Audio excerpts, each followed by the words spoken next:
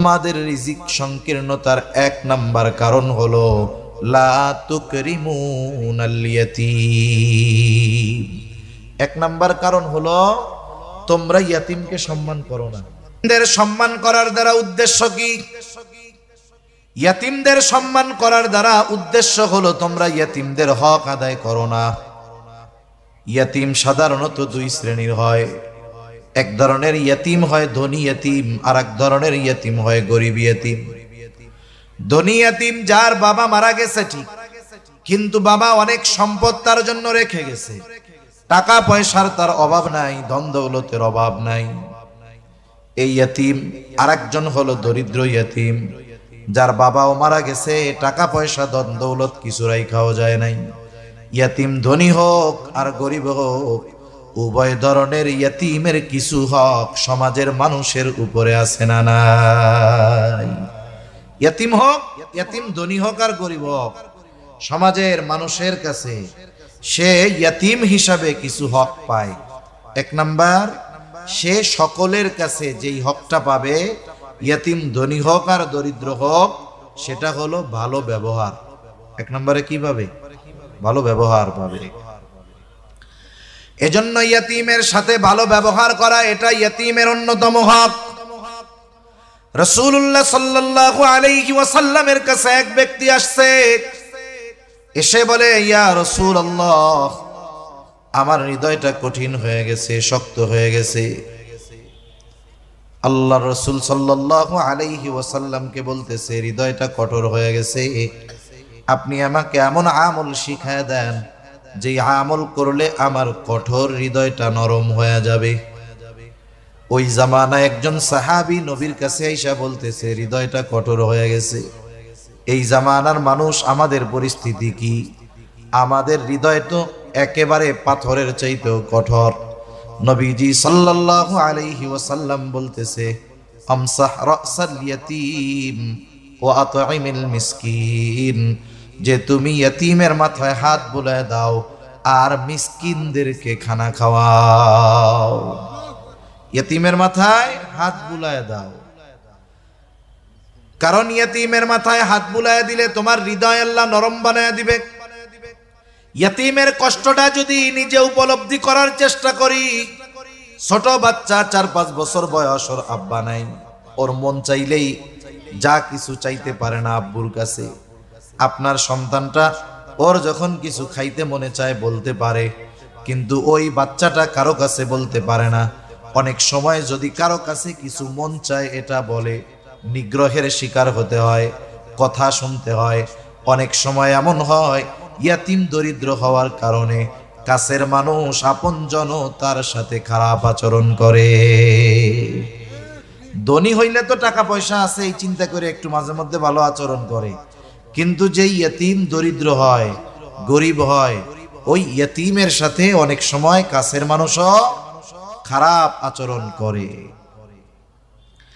এজন্য ইয়াতিমের অন্যতম 1 নাম্বার হক হইল সম্মান করার অর্থ হলো 1 নাম্বার তার সাথে সদাচরণ করা, ভালো ব্যবহার করা। ইয়াতিম যদি দরিদ্র হয়, এই বিষয়টা আর একটু বেশি করতে হবে, কারণ ইয়াতিম যদি দরিদ্র হয়, অভাবী হয়, সমাজের যদি সামর্থ্যবান মানুষ থাকে, ধনী মানুষ থাকে, তাহলে উচিত ওই ইয়াতিমের অভিভাবকত্ব গ্রহণ করা। অনেক সময় মাদ্রাসাগুলায় অনেক ইয়াতিম থাকে, ইয়াতিমখানার মধ্যে ইয়াতিম থাকে, পাড়া প্রতিবেশী ইয়াতিম থাকে। অনেক সময় ওই ইয়াতিম সন্তান বাবাও তেমন সম্পদশালী না, অবহেলার শিকার হয়ে ছেলেটা অনেক সময় খারাপ হয়ে যায়। এজন্য আমাদের উচিত, যাদের সামর্থ্য আছে, অ্যাবিলিটি আছে, ইয়াতিমদের অভিভাবকত্ব গ্রহণ করা। কেউ যদি পরিপূর্ণটা গ্রহণ করতে না পারে, কমপক্ষে আংশিক হইলেও অভিভাবক হওয়া। যেমন মাদ্রাসাগুলোর মধ্যে যদি ইয়াতিম থাকে, অসহায় দরিদ্র ইয়াতিম, আপনি গিয়া হুজুরের কাছে বলতে পারেন, হুজুর আমি একটা ইয়াতিমের খরচ চালাইতে চাই, আপনার প্রতি মাসের খরচ চালানোর অ্যাবিলিটি নাই। আপনি বলেন যে, হুজুর আমি তার বছরে পোশাক যা লাগে সেটার খরচ দিয়া দিব, তার স্যান্ডেল যত টাকার লাগে আমি দিয়া দিব, তেল পানি সাবান যে কয় টাকার লাগে আমি দিয়া দিব। যে কোনো একটা অংশের অভিভাবকত্ব গ্রহণ করেন, তাহলে লাভটা কি হবে? নবীজি বলেন, হাদিসের মধ্যে আসছে, আমি আর ইয়াতীমের অভিভাবক জান্নাতের মধ্যে পাশাপাশি অবস্থান করব। এই বলে নবীজি এই দুটো আঙ্গুল ইশারা দিয়ে দেখা দিলেন, এই দুইটা আঙ্গুল যেমন পাশাপাশি অবস্থানরত, নবীজি বলেন আমি আর ইয়াতীমের অভিভাবক জান্নাতের মধ্যে ওই রকম পাশাপাশি অবস্থান করব। আমি আপনাদের খেদমতে পবিত্র কোরআনুল কারীমের সূরাতুল ফজর থেকে কয়েকটা আয়াত তিলাওয়াত করেছি। আল্লাহ সুবহানাহু ওয়া তাআলার কাছে তৌফিক চাই, অল্প সময়ের মধ্যে আল্লাহ তাআলা কিছু কথা আমাকে বলবার তৌফিক দেন, যে কথাগুলো আমাদের সবার দুনিয়া এবং আখিরাতের জন্য কল্যাণকর হয়। সকলে বলি আমিন। ইশারা আজানটা কয়টায় হবে?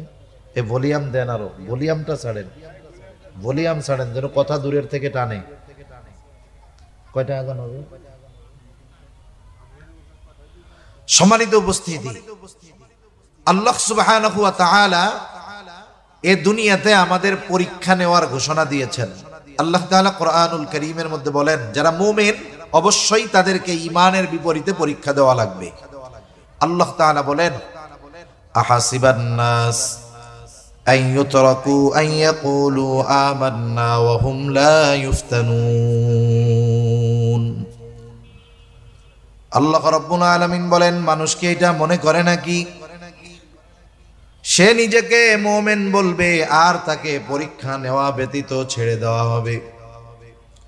এর দ্বারা আল্লাহ রাব্বুল আলামিন বলেন যে মানুষকে অবশ্যই তার ঈমানের পরীক্ষা দেওয়া লাগবে।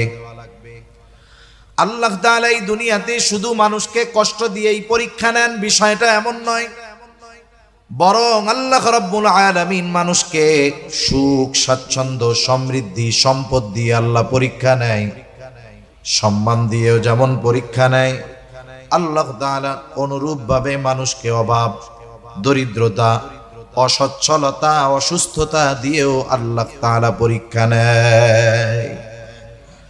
কিন্তু আমরা মানুষ, আমাদের স্বাভাবিক অভ্যাস হলো আমরা যেটাকে পছন্দ করি না শুধু সেটাকেই আমরা আমাদের জন্য পরীক্ষা মনে করি, অথচ আল্লাহ তাআলা অনেক সময় আমাদেরকে আমাদের পছন্দনীয় বস্তু দিয়েও পরীক্ষা নেন।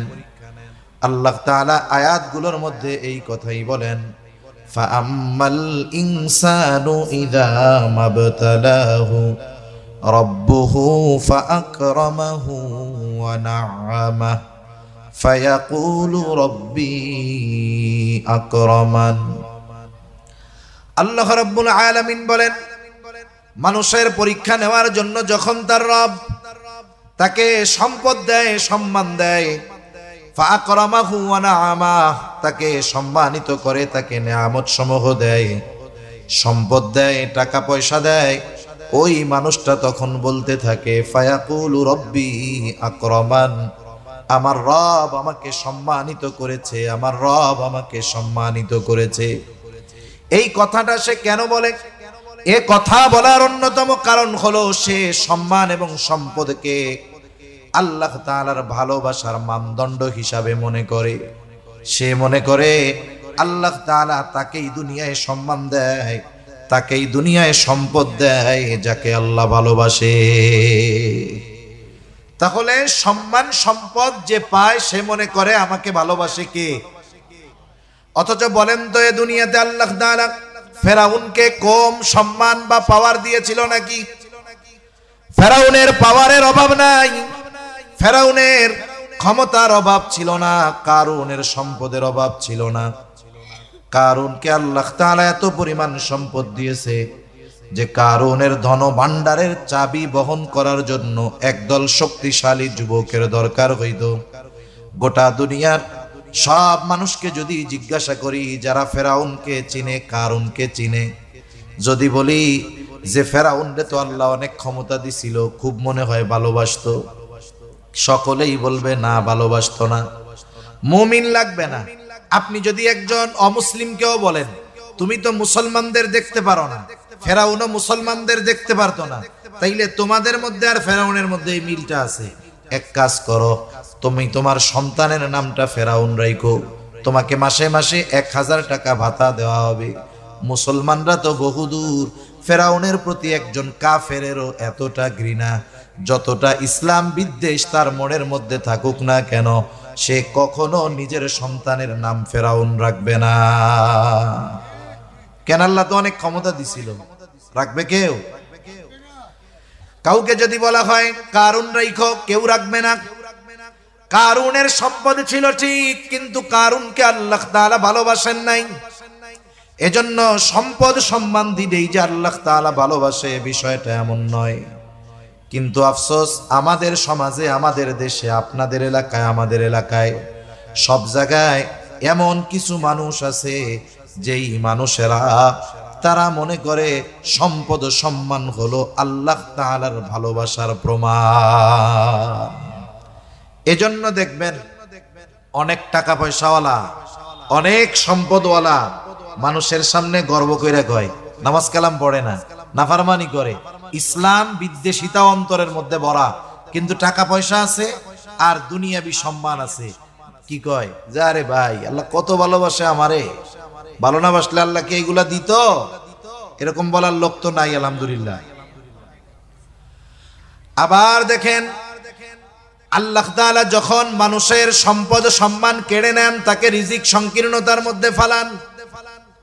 আল্লাহ তাআলা বলেন ওয়া আম্মা ইযা মাবতালাহু ফাকাদারা আলাইহি রিজকা ফায়াকুলু রাব্বি আহানান।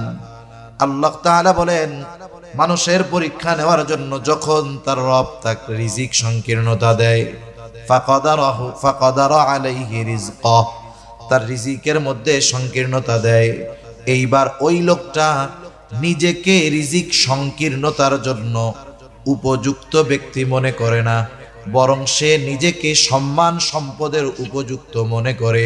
এই জন্য যখন রিজিক সংকীর্ণতা আসে, সে আল্লাহ তাআলাকে তার রিজিক সংকীর্ণতার জন্য দোষারোপ করে বলে ফায়াকুলু রব্বি আহানান, আমার রব আমাকে অসম্মানিত করেছে। মুফাসসিরিনে কেরাম বলেন সে কেমন যেন বলতে চায় যে আমি সম্মান সম্পদের উপযুক্ত ছিলাম, কিন্তু আল্লাহ তাআলা আমাকে সম্মান সম্পদ দেয় নাই। এখন দেখেন ও নিজেকে উপযুক্ত মনে করে, নিজেকে উপযুক্ত মনে করে, এজন্য দোষ দেয় যে আল্লাহ আমাকে সম্পদ দেয় নাই। তাহলে আসলে সে তার কিছু কর্মের কারণে রিজিক সংকীর্ণতার মুখোমুখি হয়েছে। এখন ওই ব্যক্তি যেহেতু নিজের কারণে রিজিক সংকীর্ণতার মুখোমুখি হইল, এখন এই রিজিক সংকীর্ণতার জন্য সে যদি আল্লাহকে দোষারোপ করে, তাহলে এটা আল্লাহর ব্যাপারে সত্য বলা হয় না মিথ্যা বলা হয়? নিঃসন্দেহে তাইলে আল্লাহর অপবাদ দেওয়া হয়। যেটা আল্লাহ করেন নাই সেই বিষয়টা আল্লাহর ব্যাপারে বলা হয়। এখন আমাকে আপনাকে কেউ যদি কোনো বিষয়ে দোষারোপ করে, যেই বিষয়ের সাথে আপনার আমার কোনো সম্পৃক্ততা নাই, আমি আপনি যতই দুর্বল হই না কেন, কেউ যদি আমাকে বিনা কারণে দোষারোপ করে, প্রতিবাদ করব কি করব না? বরং তার ওই পরিণতির কারণ যদি জানা থাকে, তখন বলবো আরে মিয়া তোমার এই পরিণতি আমার কারণে হইছে নাকি? তোমার জন্যই তো হইছে, তুমি এইটা করছো এই জন্য হইছে, এরকম ধরায়া দিব কি দিব না? ওই মানুষেরা যখন বলে ফায়াকুলু রব্বি আহানান, আমার রব আমাকে অসম্মানিত করেছে, আসলে আমি অসম্মানিত হওয়ার মতো উপযুক্ত ছিলাম না, আমি সম্মানের উপযুক্ত ছিলাম, কিন্তু আমার রব আমাকে অসম্মানিত করেছে। আল্লাহ তাআলা তার ব্যাপারে এই মিথ্যারোপের প্রতিবাদ করে প্রথমেই বলেন কাল্লা, তারা যেই অপবাদ দেয় এটা কখনোই সত্য নয়। তাহলে কেন তাদের রিজিকের মধ্যে সংকীর্ণতা আসে? আল্লাহ তাআলা প্রথমে তার ব্যাপারে আনিত মিথ্যা অভিযোগকে আল্লাহ তাআলা প্রথমে অভিযোগকে আল্লাহ রাব্বুল আলামিন অস্বীকৃতি জ্ঞাপন করার পর এবার তার রিজিকের সংকীর্ণতার কারণ বর্ণনা করে 1 নম্বরে বলেন, বরং তোমাদের রিজিক সংকীর্ণতার 1 নাম্বার কারণ হলো লা তুকরিমুনাল ইয়াতীম। 1 নাম্বার কারণ হলো তোমরা ইয়াতিমকে সম্মান করো। তাহলে 1 নাম্বার কারণ বলতেছে যে তোমরা ইয়াতিমদেরকে কি করো না? সম্মান করো না। ইয়াতিমদের সম্মান করার দ্বারা উদ্দেশ্য কি? ইয়াতিমদের সম্মান করার দ্বারা উদ্দেশ্য হলো তোমরা ইয়াতিমদের হক আদায় করো না। ইয়াতিম সাধারণত দুই শ্রেণীর হয়, এক ধরনের ইয়াতিম হয় ধনী ইয়াতিম, আর এক ধরনের ইয়াতিম হয় গরিব ইয়াতিম। ধনী ইয়াতিম যার বাবা মারা গেছে ঠিক, কিন্তু বাবা অনেক সম্পদ তার জন্য রেখে গেছে, টাকা পয়সার তার অভাব নাই, ধন দৌলতের অভাব নাই, এই ইয়াতিম। আর একজন হলো দরিদ্র ইয়াতিম, যার বাবাও মারা গেছে, টাকা পয়সা ধন দৌলত কিছু রাইখাও যায় নাই। ইয়াতিম ধনী হোক আর গরিব হোক, উভয় ধরনের ইয়াতিমের কিছু হক সমাজের মানুষের উপরে আছে না নাই? ইয়াতিম হোক, ইয়াতিম ধনী হোক আর গরিব হোক, সমাজের মানুষের কাছে সে ইয়াতিম হিসাবে কিছু হক পায়। এক নাম্বার, সে সকলের কাছে যেই হকটা পাবে, ইয়াতিম ধনী হোক আর দরিদ্র হোক, সেটা হলো ভালো ব্যবহার। এক নম্বরে কি পাবে? ভালো ব্যবহার পাবে। এজন্য ইয়াতিমের সাথে ভালো ব্যবহার করা, এটা ইয়াতিমের অন্যতম হক। রাসূলুল্লাহ সাল্লাল্লাহু আলাইহি ওয়াসাল্লামের কাছে এক ব্যক্তি আসছে, এসে বলে, ইয়া রাসূলুল্লাহ, আমার হৃদয়টা কঠিন হয়ে গেছে, শক্ত হয়ে গেছে। আল্লাহ রাসূল সাল্লাল্লাহু আলাইহি ওয়াসাল্লামকে বলতেছে, হৃদয়টা কঠোর হয়ে গেছে, আপনি আমাকে এমন আমল শিখায় দেন যে আমল করলে আমার কঠোর হৃদয়টা নরম হয়ে যাবে। ওই জামানায় একজন সাহাবী নবীর কাছে আইসা বলতেছে, হৃদয়টা কঠোর হয়ে গেছে। এই জামানার মানুষ, আমাদের পরিস্থিতি কি? আমাদের হৃদয় তো একেবারে পাথরের চাইতেও কঠোর। নবীজি সাল্লাল্লাহু আলাইহি ওয়াসাল্লাম বলতেছে, আমসাহ রাসাল ইয়াতীম ওয়া আতঈমিল মিসকিন, যে তুমি ইয়াতীমের মাথায় হাত বুলায় দাও আর মিসকিনদেরকে খানা খাওয়াও। ইয়াতীমের মাথায় হাত বুলায় দাও, কারণ ইয়াতীমের মাথায় হাত বুলায় দিলে তোমার হৃদয় আল্লাহ নরম বানায় দিবে। ইয়াতীমের কষ্টটা যদি নিজে উপলব্ধি করার চেষ্টা করি, ছোট বাচ্চা 4-5 বছর বয়স, ওর আব্বা নাই, ওর মন চাইলেই যা কিছু চাইতে পারে না আব্বুর কাছে। আপনার সন্তানটা, ওর যখন কিছু খাইতে মনে চায় বলতে পারে, কিন্তু ওই বাচ্চাটা কারো কাছে বলতে পারে না। অনেক সময় যদি কারো কাছে কিছু মন চায় এটা বলে, নিগ্রহের শিকার হতে হয়, কথা শুনতে হয়। অনেক সময় এমন হয়, ইয়াতিম দরিদ্র হওয়ার কারণে কাছের মানুষ আপনজন তার সাথে খারাপ আচরণ করে। ধনী হইলে তো টাকা পয়সা আছে, এই চিন্তা করে একটু মাঝে মধ্যে ভালো আচরণ করে, কিন্তু যেই ইয়াতিম দরিদ্র হয়, গরিব হয়, ওই ইয়াতিমের সাথে অনেক সময় কাছের মানুষও খারাপ আচরণ করে। এজন্য ইয়াতিমের অন্যতম 1 নাম্বার হক হইল সম্মান করার অর্থ হলো 1 নাম্বার তার সাথে সদাচরণ করা, ভালো ব্যবহার করা। ইয়াতিম যদি দরিদ্র হয়, এই বিষয়টা আর একটু বেশি করতে হবে, কারণ ইয়াতিম যদি দরিদ্র হয়, অভাবী হয়, সমাজের যদি সামর্থ্যবান মানুষ থাকে, ধনী মানুষ থাকে, তাহলে উচিত ওই ইয়াতিমের অভিভাবকত্ব গ্রহণ করা। অনেক সময় মাদ্রাসাগুলায় অনেক ইয়াতিম থাকে, ইয়াতিমখানার মধ্যে ইয়াতিম থাকে, পাড়া প্রতিবেশী ইয়াতিম থাকে। অনেক সময় ওই ইয়াতিম সন্তান বাবাও তেমন সম্পদশালী না, অবহেলার শিকার হয়ে ছেলেটা অনেক সময় খারাপ হয়ে যায়। এজন্য আমাদের উচিত, যাদের সামর্থ্য আছে, অ্যাবিলিটি আছে, ইয়াতিমদের অভিভাবকত্ব গ্রহণ করা। কেউ যদি পরিপূর্ণটা গ্রহণ করতে না পারে, কমপক্ষে আংশিক হইলেও অভিভাবক হওয়া। যেমন মাদ্রাসাগুলোর মধ্যে যদি ইয়াতিম থাকে, অসহায় দরিদ্র ইয়াতিম, আপনি গিয়া হুজুরের কাছে বলতে পারেন, হুজুর আমি একটা ইয়াতিমের খরচ চালাইতে যাই, আপনার প্রতি মাসের খরচ চালানোর অ্যাবিলিটি নাই। আপনি বলেন যে হুজুর আমি তার বছরে পোশাক যা লাগে সেটার খরচ দিয়া দিব, তার স্যান্ডেল যত টাকার লাগে আমি দিয়া দিব, তেল পানি সাবান যে কয় টাকার লাগে আমি দিয়া দিব। যে কোনো একটা অংশের অভিভাবকত্ব গ্রহণ করেন, তাহলে লাভটা কি হবে? নবীজি বলেন, হাদিসের মধ্যে আসছে, আমি আর ইয়াতিমের অভিভাবক জান্নাতের মধ্যে পাশাপাশি অবস্থান করব। এই বলে নবীজি এই দুটো আঙ্গুল ইশারা দিয়ে দেখায়া দিলেন, এই দুইটা আঙ্গুল যেমন পাশাপাশি অবস্থানরত, নবীজি বলেন, আমি আর ইয়াতীমের অভিভাবক জান্নাতের মধ্যে ওই রকম পাশাপাশি অবস্থান করব। আংশিক অভিভাবক হন, লস নাই এতে, নবীর সাথে জান্নাতে থাকা যাবে। এর চাইতে বড় নেয়ামতের আর কিছু আছে নাকি? দুনিয়ার মানুষ, দুনিয়ার একজন প্রসিদ্ধ মানুষের সাথে কিছু সময় কাটাইতে কত আগ্রহী হয়। আচ্ছা, আপনাদের এলাকার কেউরে যদি বলা হয় যে এক কাজ করেন, আপনাকে প্রধানমন্ত্রীর সাথে একবেলা একই টেবিলে একই সাথে বৈশাখ খাওয়ার ব্যবস্থা করে দেওয়া হবে, বা প্রধানমন্ত্রী আপনারা দাওয়াত দিচ্ছেন অমুক তারিখ দুপুরবেলা আমার বাসায় বা আমার কার্যালয়ে অথবা আমার বাসভবনে দুপুরে খাবারের দাওয়াত, এই যে আধা ঘন্টা সময় প্রধানমন্ত্রীর সাথে যদি থাকার সুযোগ হয়, এ সুযোগ দুনিয়ার কেউ মিস করবে না, আমি মোল্লাও মিস করব না।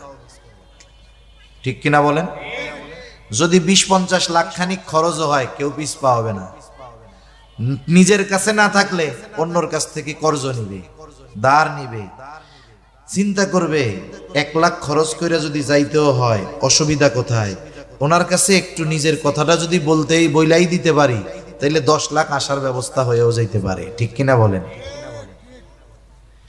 এই আশায় সর্বোচ্চ প্রচেষ্টা করে প্রধানমন্ত্রীর সাথে কিছু সময় থাকার কাটানোর এই সুযোগ অর্থ খরচ করে হলেও আমরা মিস করব না। অথচ নবীজি তার সাথে থাকার ব্যবস্থা আমাদের জন্য করে দিয়েছেন। নবীজির সাথে থাকতে পারার সংবাদ শুনে সাহাবায়ে কেরাম সবচাইতে বেশি খুশি হয়েছে। এত খুশি সাহাবায়ে কেরাম আর কোনো খবরে হয় নাই। মূল অপারেটর কি আছেন এখানে? আপনি অপারেটর মূল, রিভার্ব দিয়ে আওয়াজ ছাড়েন। আপনারে বারবার বলতেছি, আপনি বুঝেন না, শব্দ টানতেছেই না, অনেক জোরে বলতেছি আমি। ডিলে মিলে তো ঠিক মতো দিচ্ছেন, রিভার্ব দিয়ে আওয়াজটা ছেড়ে দেন যেন একটু আরামে কথা কইতে পারি।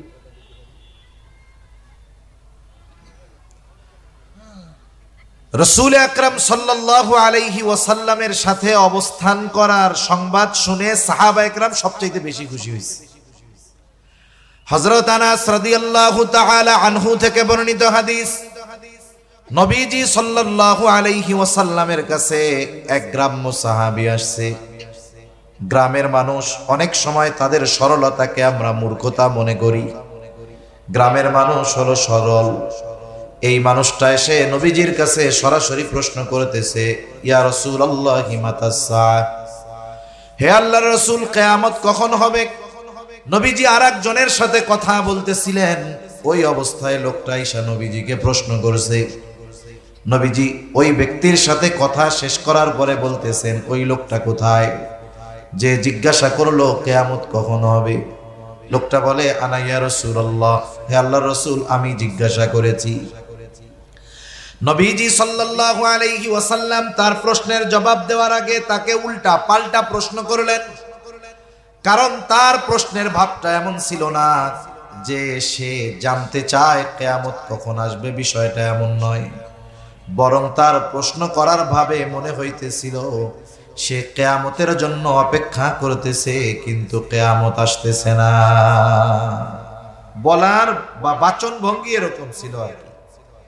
মনে করেন আপনি গেছেন গ্রামের বাড়িতে যাবেন, বাড়ি এখানে যারা বাড়ি দূরে, এখন আপনি গাবতলী গেছেন টিকিট কাটার জন্য। টিকিট কাটার আগে আপনি কাউন্টারে গিয়ে জিজ্ঞাসা করছেন যে বাস কখন আসবে। এখন গাড়িওয়ালা বা ওইখানে কাউন্টার মাস্টার বলল বাস 10টার সময় আসবে। আপনি একটা টিকিট নিলেন, বললেন যে আমার একটা টিকিট দেন 10টায়। এখন 10টা পার হয়ে 10:30 বেজে গেছে। এখন আপনি গাড়ি আসতেছে না, আধা ঘন্টা লেট হয়ে গেছে, পার হয়ে গেছে। এখন আপনি গিয়ে তারে আবার জিজ্ঞাসা করলেন বাস কখন আসবে। টিকিট কাটার আগেও জিজ্ঞাসা করছেন বাস কখন আসবে, টিকিট কাটার পরেও জিজ্ঞাসা করলেন বাস কখন আসবে। বলেন তো, টিকিট কাটার আগে বাস কখন আসবে আর টিকিট কাটার পরে বাস কখন আসবে? একই বাক্য, বলেন তো। কিন্তু আগের বাস কখন আসবে আর পরে বলা বাস কখন আসবে, তফাৎ আছে না নাই? কি তফাৎ আছে আমি একটু বলি। প্রথমটা হলো আপনি তার কাছ থেকে শুধু খবর জানতে চাইছেন কখন আসবে, সে বলছে 10টায় আসবে। এখন আপনি টিকিট কাটছেন, খবর জানা শেষ, টিকিট কাটলেন। এখন যখন আধা ঘন্টা পার হয়ে গেছে বাস আসে না, এখন যা জিজ্ঞেস করছেন বাস কখন আসবে, এখন আপনি খবর জানতে চান নাই। এই কথার ভিতরে কি আছে জানেন? এই মিয়া, 10টায় বাস আসার কথা, আধা ঘন্টা পার হয়ে গেল, বৈশা রইছি মিয়া, এখনো বাস আসার খবর নাই কেন? এখন বলেন তো, এই যে বাস কখন আসবে একই বাক্য যদিও, কিন্তু সময় বা বাচন ভঙ্গির পরিবর্তনের কারণে অর্থ বা বুঝের পরিবর্তন হয়েছে কি হয় নাই? ওই ব্যক্তি কিয়ামত কখন আসবে এমন ভাবে বলছে, মনে হচ্ছে সে কিয়ামতের জন্য রেডি হয়ে বসে রয়েছে। এজন্যই নবীজি তাকে পাল্টা প্রশ্ন করেছেন, মা আদাত্তালাহা, তুমি কিয়ামতের জন্য কি সংগ্রহ করেছো, কি প্রস্তুতি তুমি গ্রহণ করেছো? লোকটা সহজ সরল গ্রামের মানুষ, মনের মধ্যে কোনো দোষ টোষ কিছু নাই। সে সহসাই জবাব দিচ্ছে, আমি আল্লাহ এবং তার রাসূলকে ভালোবাসি। নবীজিও সাথে সাথে তাকে বললেন, যে যাকে ভালোবাসে তার সাথে অবস্থান করবে। আলমারউ মাআ মান আহাব্বা, যে যাকে ভালোবাসে তার সাথে অবস্থান করবে। একটু তাকায়া দেখেন ভালোবাসাটা শব্দটা কোথায় ব্যবহার করার দরকার ছিল, আর আগামী প্রজন্ম এই ভালোবাসাটাকে কোথায় ব্যবহার করতেছে আল্লাহই জানে। এক সময় কেউ যদি কেউরে বলে যে আমি তোমারে ভালোবাসি, এটা গালাগালির মতো হয়ে যেতে পারে, ঠিক নাই তো? কারণ এই শব্দটাকে ব্যবহার করে অপরাধ, জেনা, ব্যভিচার, অশালীনতা, অশ্লীলতা যা আছে সবকিছুর প্রসার ঘটানোর চেষ্টা চলতেছে, ঠিক কিনা বলেন? ভালোবাসা শব্দটাকে ব্যবহার করে আল্লাহই জানে এই শব্দটার কি হয়। কারণ সমাজে অনেক শব্দ আছে, এটা শুধু ব্যবহারের কারণে ওই শব্দ গালিতে পরিণত হয়। যেমন ওয়াইফের ছোট ভাইকে এক সময় শালাই বলতো, কেউ মাইন্ড করতো না। আমারও ছোটবেলায় খেয়াল আছে, এক লোকের সাথে একজন ছোট এক মানুষ হাঁটতেছে, মুরব্বী জিজ্ঞাসা করছে কে, বলে এটা হলো আমার শালা। এটারে বকা মনে করতো না, কিন্তু এখন দেখেন বকা দিতে গেলে আগে কয় ওই শালা, ঠিক কিনা বলেন? তার মানে ওই শব্দ যথাযথ স্থানে ব্যবহার না হওয়ার কারণে এখন গালাগালি হয়ে গেছে। এই ভালোবাসা শব্দটাও এক সময় যথাযথ স্থানে ব্যবহার না হওয়ার কারণে আল্লাহ জানে কি হবে, গালাগালি হয়ে যাইতে পারে, ঠিক নেই? নবীজি বললেন, আলমারউ মাআ মান আহাব্বা, যে যাকে মহব্বত করে ভালোবাসে তার সাথে অবস্থান করবে। লোকটা আর কিছু বলল না, সোজা বাড়ির দিকে হাঁটা দিল।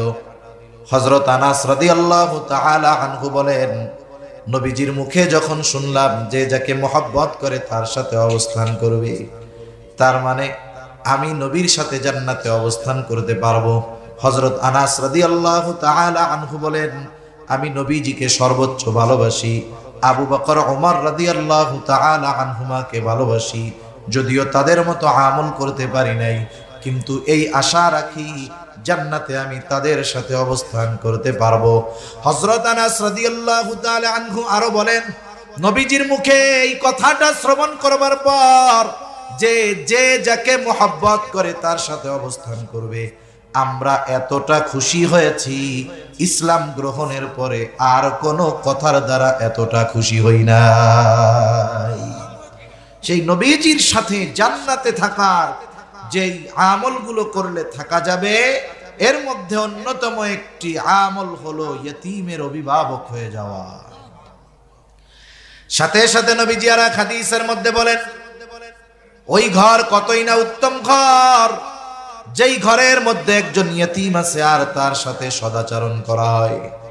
আর ওই ঘর কতই না নিকৃষ্ট ঘর, যেই ঘরের মধ্যে ইয়তীম আছে আর তার সাথে অসদাচরণ করা হয়, খারাপ ব্যবহার করা হয়। বুজুর্গানে দিন বলেন, মূল কথাটা হইল যেই ঘরে একজন ইয়তীম আছে, ওই ইয়তীমের সাথে ওই ঘরের মানুষ যখন সদাচরণ করে, ভালো ব্যবহার করে, ওই ইয়তীমের সাথে ভালো আচরণ করার কারণে আল্লাহ তাআলা ওই ঘরটাকে রহমত এবং বরকত দিয়া ভরপুর করে দেয়।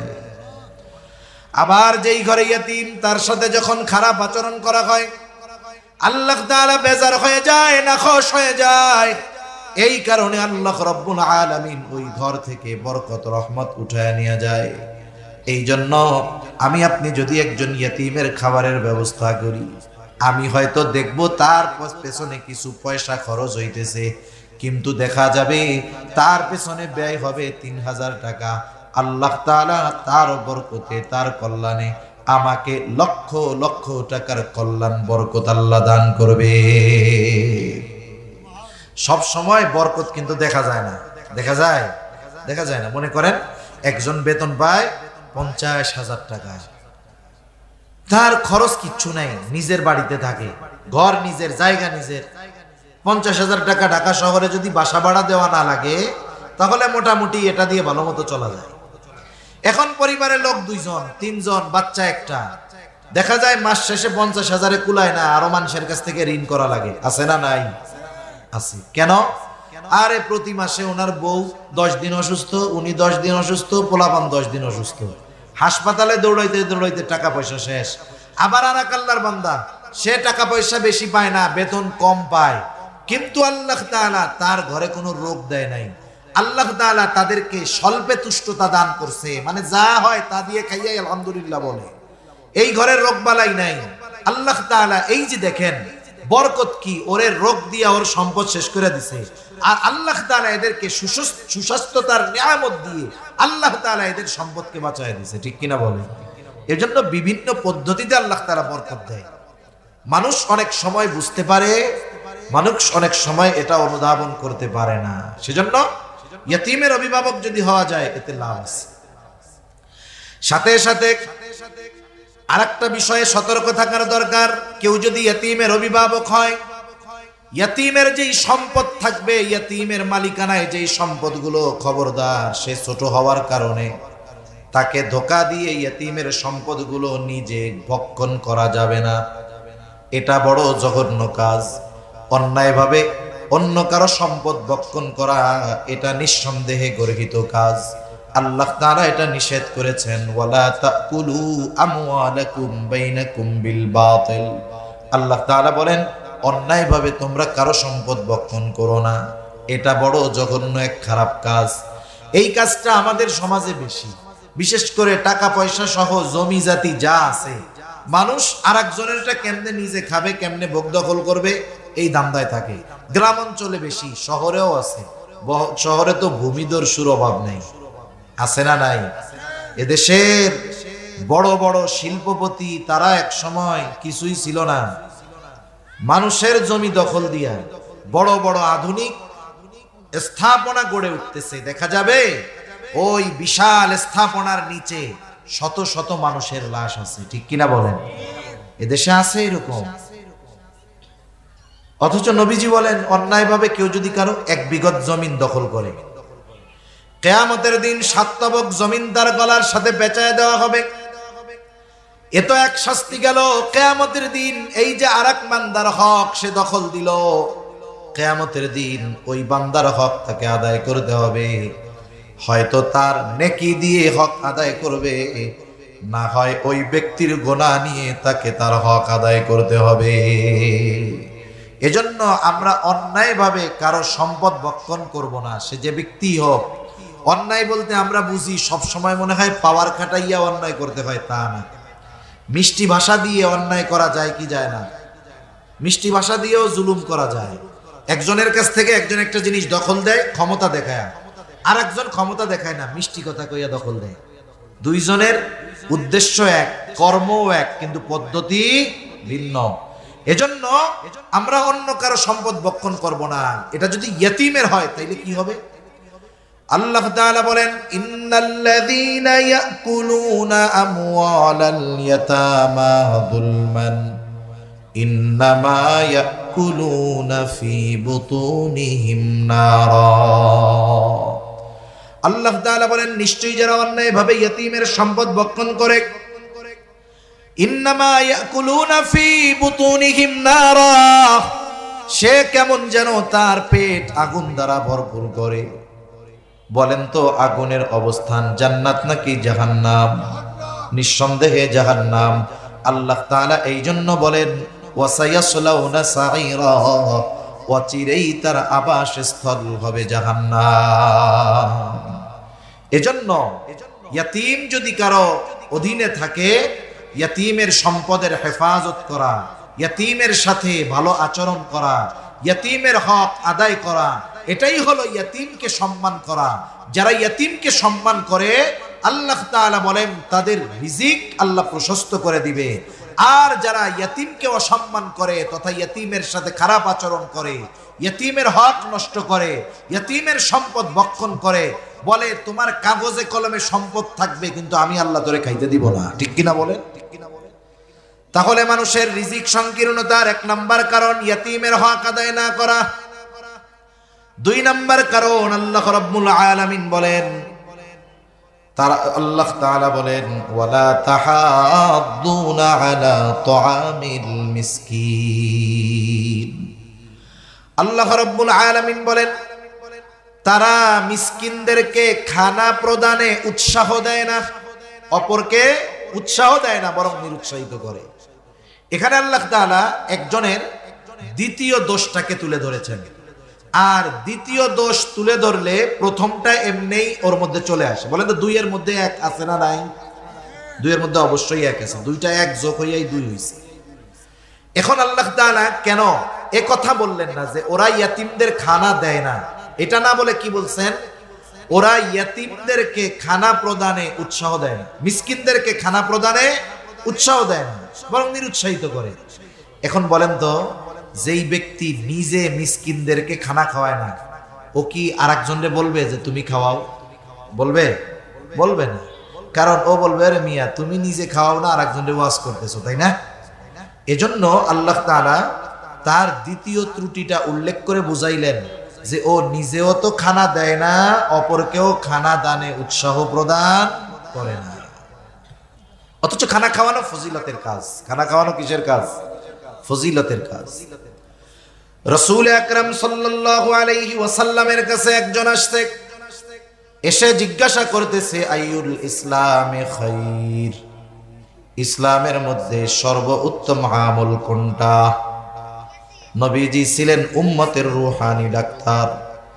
একই প্রশ্ন একাধিক ব্যক্তি যদি করত, ব্যক্তির অবস্থার আলোকে নবীজি জবাব দিতেন। যেমন ডাক্তারের কাছে একই রোগ নিয়ে 2 জন গেছে, কিন্তু 2 রোগীর অবস্থা 2 রকম। বলেন তো একজন ডাক্তারের কাছে একটা রোগ নিয়ে গেছে, তার ডায়াবেটিস আছে, হাই প্রেসার আছে, কিডনির অসুবিধা আছে। এই লোকের ক্ষেত্রে ওই রোগের ওষুধটা ডাক্তার দিবে একরকম। আবার একই রোগ নিয়ে আরেকজন গেছে, তার অন্য কোনো রোগ নাই, তার ব্যাপারে ওষুধ দিবে আরেক রকম, ঠিক কিনা গণ? এখন যদি 2 জন কয় কেমন ডাক্তার, আমিও জ্বর নিয়ে গেলাম, তুমিও জ্বর নিয়ে গেলাম, আমারেও যা দিছে তোমারে তো তা দেয় নাই, তাহলে ডাক্তার মনে হয় ভালো না। বিষয়টা কি এমন নাকি? বরং ডাক্তার তো এক্সপার্ট, এই জন্য রোগীর অবস্থা বুঝে ওষুধ দিছে, যে জানে যে ওই সুস্থ ব্যক্তিকে জ্বরের ওষুধ যা দিয়েছি, টাইফয়েডের ওষুধ যা দিয়েছি, এই ডায়াবেটিক্স ওয়ালা, হাই প্রেসার ওয়ালা, কিডনির রোগীওয়ালারা যদি দেই ও মরে যেতে পারে। নবীজি উম্মতের রূহানি ডাক্তার ছিলেন। এজন্য একই প্রশ্নের ক্ষেত্রে ব্যক্তির অবস্থার আলোকে নবীজি জবাব দিতেন। এই ব্যক্তির এই প্রশ্নের জবাবে নবীজি বলতেছেন তুতাইমুত তাআম ওয়া তাকরাউস সালাম আলা মান আরাফতা ওয়া মান লাম তারিফ। নবীজি বলেন যে তুমি মানুষকে খানা খাওয়াও আর পরিচিত অপরিচিত সবাইকে বেশি বেশি সালাম দাও। মানুষকে খানা খাওয়াও আর পরিচিত অপরিচিত সবাইকে বেশি বেশি সালাম দাও। নবীজি যখন খানা খাওয়ানোর কথা বলেছেন, কোনো ক্লাসিফিকেশন করেন নাই, স্তর বিন্যাস করেন নাই, বলেন নাই যে গরিব রে খাওয়াইবা, ধনী রে খাওয়াবা না, পরিচিতকে খাওয়াইবা অপরিচিতকে খাওয়াইবা না। তার মানে বোঝা গেল আমি আপনি খানা যাকেই খাওয়াই না কেন, আল্লাহর সন্তুষ্টির জন্য যদি খানা খাওয়ানো হয়, বলেন তো ফজিলত আছে না? না, নিঃসন্দেহে ফজিলত আছে। খানা খাওয়ানো ফজিলতের কাজ। তাহলে বোঝা গেল একজন গরিব মানুষ সে যদি আল্লাহর সন্তুষ্টির জন্য, আল্লাহর খুশির জন্য কোটিপতিকে খানা খাওয়ায়, ফজিলত আছে না নাই? এটা হলো আম ফজিলত। শুধুমাত্র নিয়ত থাকতে হবে খাওয়াচ্ছি কার জন্য? আল্লাহর জন্য, তাইলে ফজিলত আছে। কিন্তু যদি কেউ গরিব মিসকিন অসহায় কেউ খানা খাওয়ায়, কিন্তু উদ্দেশ্য থাকে ওরে খানা খাওয়াইলাম এই কামটা করাম, তাইলে ফজিলত পাওয়া যাবে।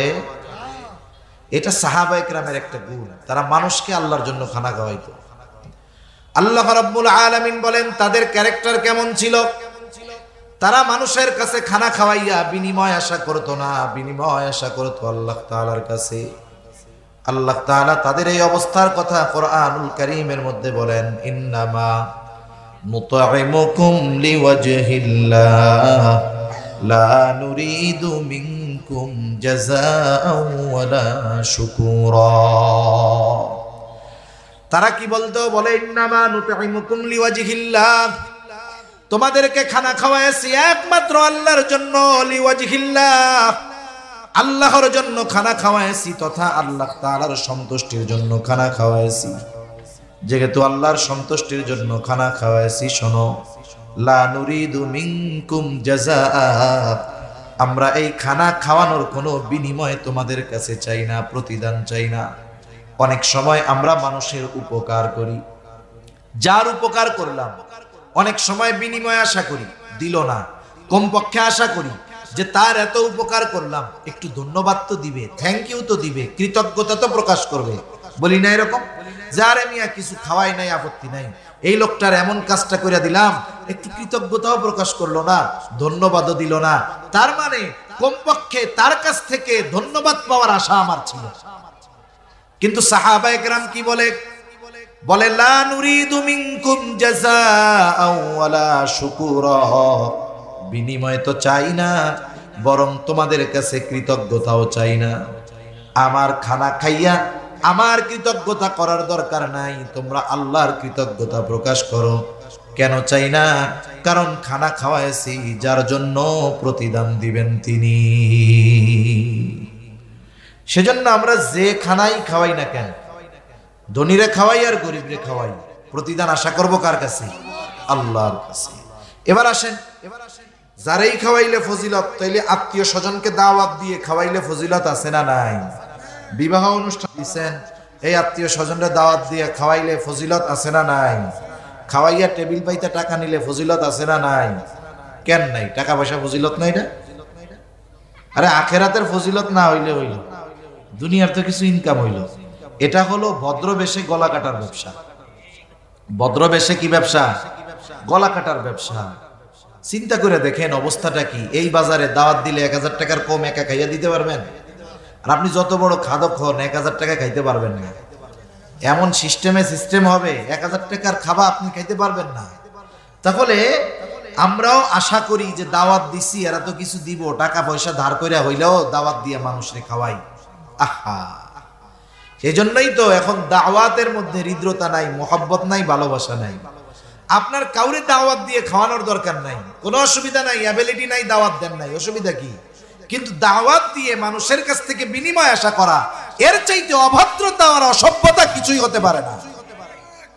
আপনার যদি মানুষরে আল্লাহর জন্যই খাওয়াইতে মন চায়, কার্ড দিবেন, উপরে লেখা দিবেন যে ওই যে আরবি এই কথাটার যে কোনো একটা সারমর্ম লিখে দিবেন, ইন্নামা নুতঈমুকুম লিওয়াজহিল্লাহ, আমরা আপনারে দাওয়াত দিছি আল্লাহর জন্য, কোনো বিনিময় আশা করি না, আপনি আসলেই খুশি হব। ঠিক কিনা বলেন?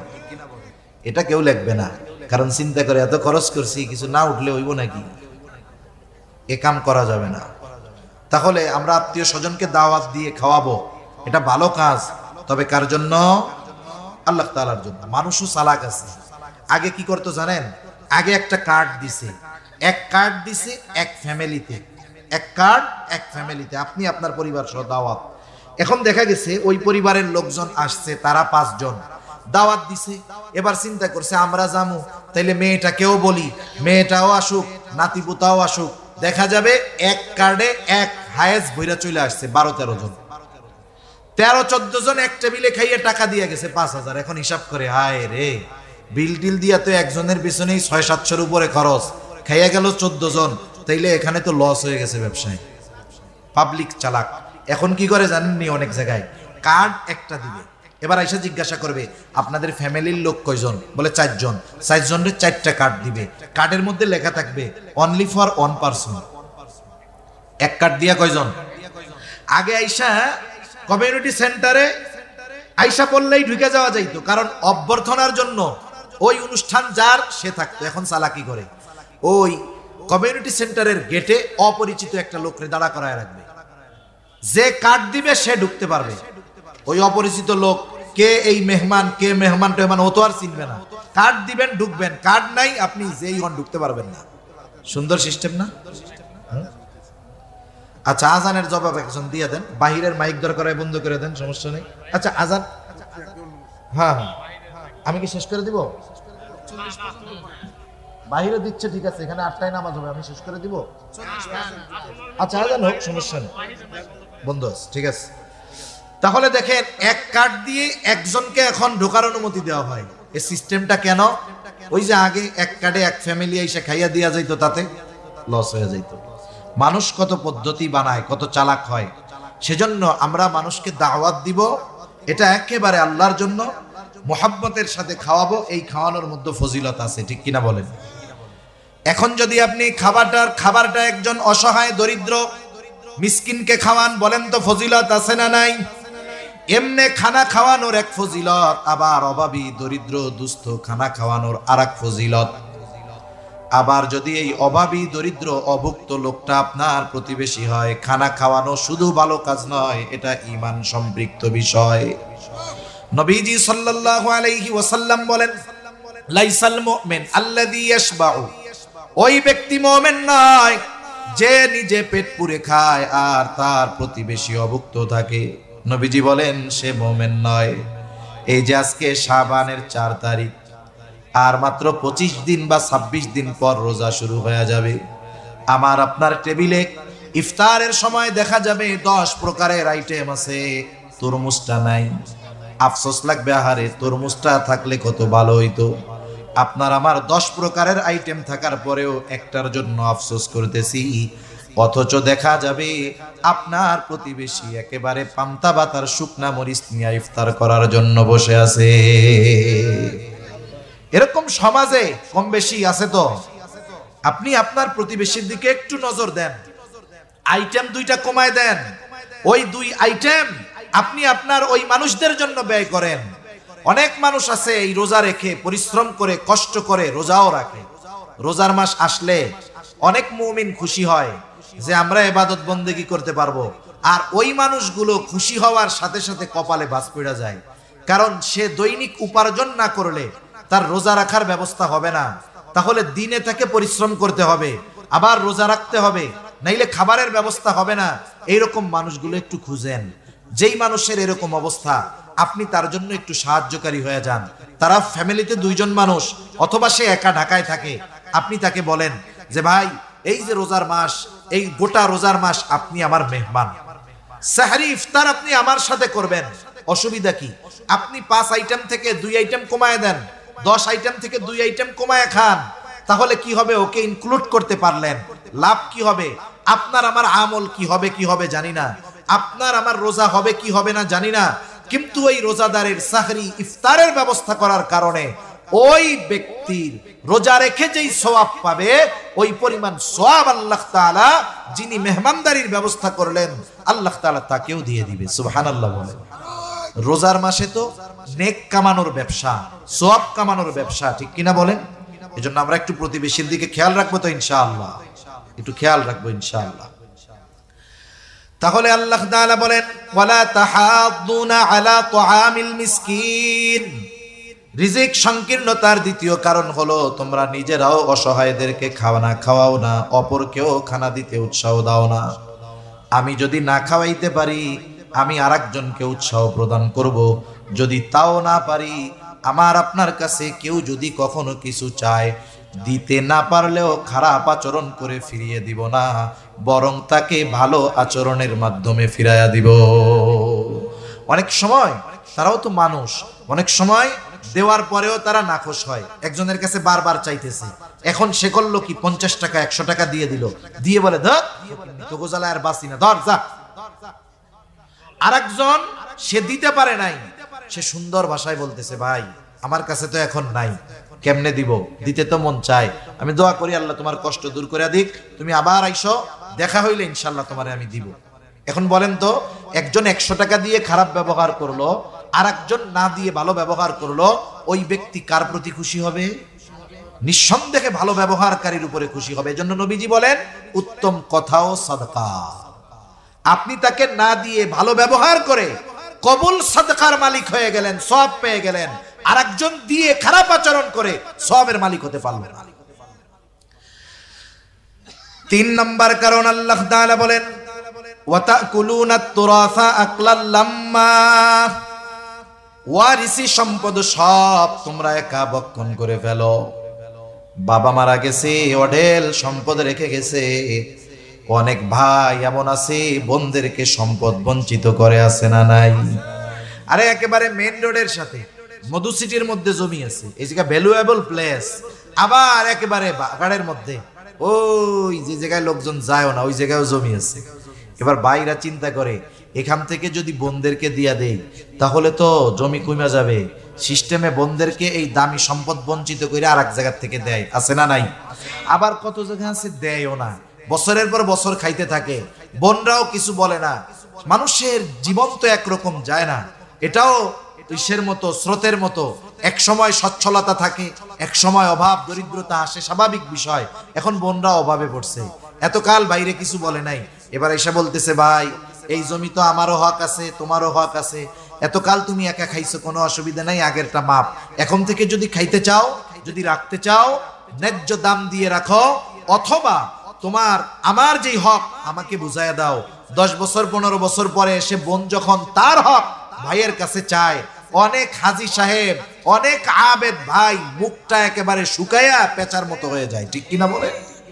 তখন কি কয়, সম্পদ তো নিবি না, সম্পর্কটা শেষ করে যাবি, এরকম বলে না? অথচ হক ছিল তার। এই যে এই লোকগুলো চিন্তা করে কি সব একা খাবে। আল্লাহ তাআলা বলেন হয়তো তোমার সম্পদ কাগজে কলমে বাড়বে, কিন্তু আমি আল্লাহ তোমাকে এগুলো ভক্ষণ করতে দিব না। সেজন্য আমার আপনার উপরে যদি কারো হক থাকে, এই হক মুক্ত হয়ে দুনিয়া থেকে যেতে হবে। কারণ হাদিসের মধ্যে আসছে আল্লাহ তাআলার হক বড় কিন্তু জটিল না। কারণ আল্লাহ তাআলার ঘোষণা আছে, নবীজি যখন মেরাজে গেছে ওইখানেই আল্লাহ তাআলা এই উম্মতের জন্য সুসংবাদ দিয়ে দিয়েছে, যদি এই উম্মত ইমানদার হয়, শিরিক থেকে বেঁচে থাকে, তার দ্বারা যত পাপ সংগঠিত হোক না কেন, শিরিক যদি না করে, আল্লাহ তাআলা যদি চান তার সব গুনাহগুলো আল্লাহ তাআলা মাফ করে দিবে। আল্লাহর হক বড় তবে জটিল না, আল্লাহ মাফ করে দিতে পারে।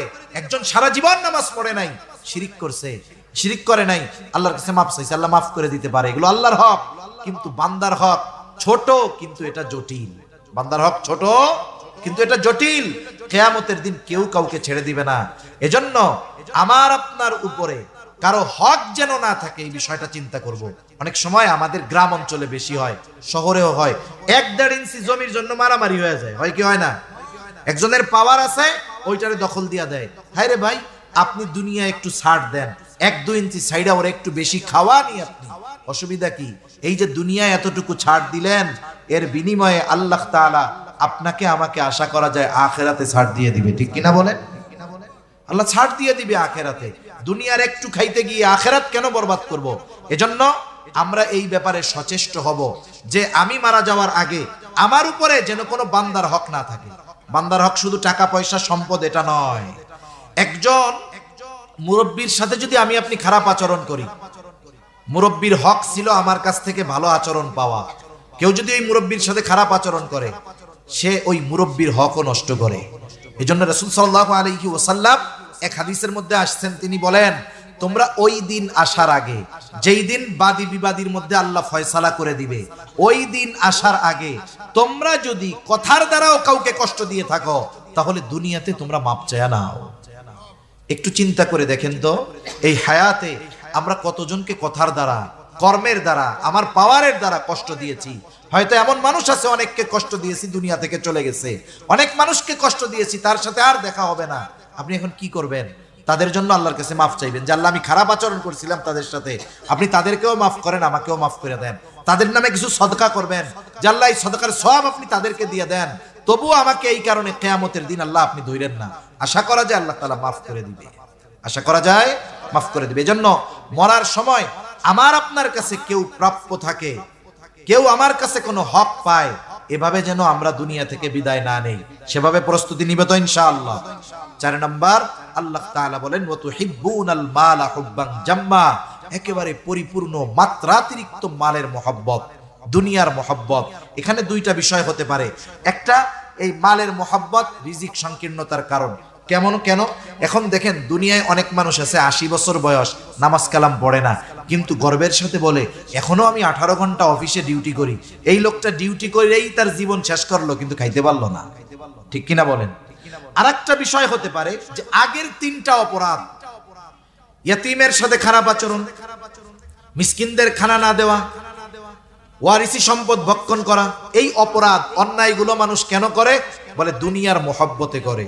আপনি যদি এই জিনিসটা একটু চিন্তা করেন, আমরা যদি একটু ভাবি, এই পৃথিবীতে যত অপরাধ হয়, যত গুনাহ হয়, ঘুষ, সুদ, অন্যের হক মারা, অন্যকে হত্যা করা, যত ধরনের অপরাধ আছে, সব ধরনের অপরাধ এর মূল উদ্দেশ্যটা যদি আপনি বের করেন, দেখবেন সব অপরাধের পেছনে যেই কারণটা কমন থাকবে, কমন মানে কারণ বিভিন্ন হতে পারে, কিন্তু সব অপরাধের পিছনে ওই কারণটা পাওয়া যাবে, ওটার নাম হলো দুনিয়া।